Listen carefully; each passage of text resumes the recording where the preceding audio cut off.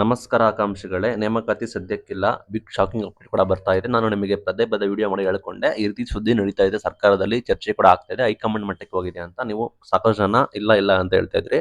ಈಗ ಅಫಿಷಿಯಲ್ ಆಗಿ ಮಾಹಿತಿ ಬಂದಿದೆ, ನೇಮಕಾತಿಯನ್ನು ಸದ್ಯಕ್ಕೆ ಮುಂದೂಡಿಕೆ ಆಗಿದ್ದಾರೆ.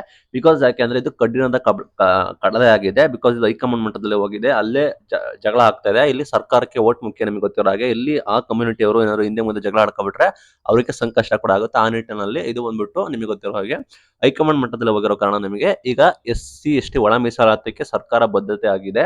ಒಳ ಮೀಸಲಾತಿ ಆಧಾರವಾಗಿ ನೇಮಕಾತಿ ಮಾಡಿಕೊಳ್ಳುತ್ತೀವಿ ಅಂತ ಹೇಳಿ ಸಚಿವ ಮುನಿಯಪ್ಪ ಅವರು ಹೇಳಿದ್ದಾರೆ. ಬಟ್ ನಿಮಗೆ ಇರೋ ನೇಮಕಾತಿ 6% ತೆಗೆದಾಕಿ ಉಳಿದಿರೋ 15% ಅಲ್ಲೇ ಅದರಲ್ಲೇ ಒಳ ಮೀಸಲಾತಿ ಕೊಡಬೇಕು ಅಂತ ಸುದ್ದಿ ಆಗಿತ್ತು.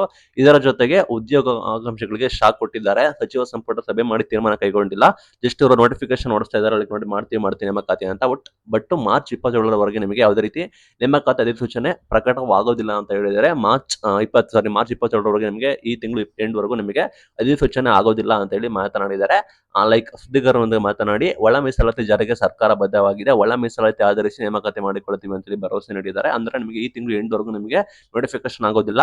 ಮೂಲಗಳ ಮಾಹಿತಿ ಪ್ರಕಾರ ನಿಮಗೆ ಈ ವೀಕ್ 2ನೇ ವಾರದಲ್ಲಿ ನಿಮಗೆ KPSC KE ಇದೆಲ್ಲ ನೇಮಕಾತಿ ಇದ್ದು ನೋಟಿಫಿಕೇಶನ್ ಆಗುತ್ತೆ ಅಂತ ಹೇಳಿ ಈ ಹಿಂದೆನೇ ಸುದ್ದಿ ಬಂದಿತ್ತು.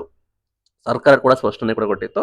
ಬಟ್ ಈಗ ನಿಮಗೆ ಶಾಕ್ ಅಪ್ಡೇಟ್ ಏನಂದ್ರೆ ನೇಮಕಾತಿ ಆಗೋದಿಲ್ಲ, ಒಳ ಮೀಸಲಾತಿ ಆದ ನಂತರವೇ ಆಗುತ್ತೆ ಅಂತ ಹೇಳಿ ಮಾಹಿತಿ ಕೊಟ್ಟಿದ್ದಾರೆ. ಇದನ್ನ ಯಾರು ಹೇಳಿದ್ದಾರೆ? ಸಚಿವರೇ ಹೇಳಿದ್ದಾರೆ. ಆಹಾರ ಸಚಿವರಾದ KH ಮುನಿಯಪ್ಪ ಅವರು ಎಡಬಲ ಸಮುದಾಯ ಸೇರಿ ಸಮನಾಗಿ ಒಳ ಮೀಸಲಾತಿ ಹಂಚಿಕೆ ಮಾಡ್ತೀವಿ, ಮಾರ್ಚ್ 27ರವರೆಗೂ ಯಾವುದೇ ರೀತಿ ನೇಮಕಾತಿ ಅಧಿಸೂಚನೆ ಪ್ರಕಟಣೆ ಆಗಲ್ಲ ಎಂಬುದಾಗಿ ಆಹಾರ ಸಚಿವರಾದ KH ಮುನಿಯಪ್ಪ ಅವರು ಕೂಡ ಅನೌನ್ಸ್ಮೆಂಟ್ ಕೂಡ ಮಾಡಿದ್ದಾರೆ. CM ಅವರು ಕೂಡ ಹೇಳಿದಾರಂತೆ ಭರವಸೆ ನೀಡ್ತೀವಿ ಅಂತ. ಈ ಹಿಂದೆ ಸಚಿವ ಸಂಪುಟ ಸಭೆ ಮಾಡ್ತಾರೆ, ಬಟ್ ಅಲ್ಲಿ ಕರೆಕ್ಟ್ ಆಗಿ ಅವರು ತೀರ್ಪನ್ನು ಕೊಡಕ್ಕಾಗೋದಿಲ್ಲ, ಅಲ್ಲಿ ಕರೆಕ್ಟ್ ಆಗಿ ಅಲ್ಲಿ ತೀರ್ಮಾನ ಆಗೋದಿಲ್ಲ. ಆ ನಿಟ್ಟಿನಲ್ಲಿ ಈ ಡಿಲೇ ಆಗುತ್ತೆ. ಈಗಾಗಲೇ ನಿಮಗೆ ಗೊತ್ತಿರೋ ಹಾಗೆ CM ಅವರು ಕೂಡ ಭರವಸೆ ಕೂಡ ನೀಡಿದ್ದಾರಂತೆ. ಮಾರ್ಚ್ 27ರಂದು ಸಚಿವ ಸಂಪುಟ ಸಭೆ ಆಗುತ್ತೆ, ಅಲ್ಲಿ ತೀರ್ಮಾನ ಕೈಗೊಳ್ಳುತ್ತಾರೆ. ದೊಡ್ಡ ಇಶ್ಯೂಸ್ ಕೂಡ ಆಗಿ ರಾಜಕೀಯ ಜಟಾಪಟಿ ಕೂಡ ಆಗ್ತಾ ಇದೆ, ರಾಜಕೀಯ ಬಂದಿದೆ. ಆ ನಿಟ್ಟಿನಲ್ಲಿ ನಿಮಗೆ ಸಂಕಷ್ಟ ಕೂಡ ಆಗಿದೆ. ನೀವು ತಯಾರಿ ಮಾಡ್ಕೊಳ್ಳಿ. ನೆಕ್ಸ್ಟ್ ಅಪ್ಡೇಟ್ ಬಂದ್ರೆ ನಾವು ನಿಮಗೆ ತಿಳಿಸ್ಕೊಡ್ತೀವಿ. Thank you.